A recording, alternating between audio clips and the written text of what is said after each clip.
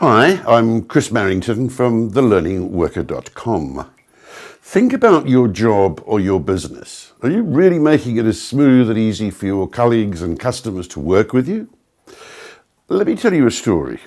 This, as you probably don't need me to tell you, is a cabbage.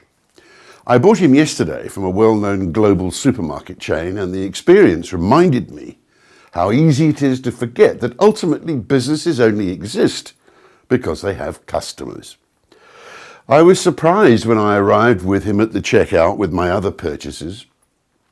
The checkout person asked me if I'd had him weighed. I hadn't. So she sent me back to the fresh vegetable section, where I joined another queue for the scales. Finally, when I reached the counter, an assistant weighed him and slapped a price sticker on his head. 50 cents. Back I went to the till, and this time joined another queue, but I sailed through without a hitch. And yet, why am I forced to join two queues to buy bread, milk, and a 50-cent vegetable?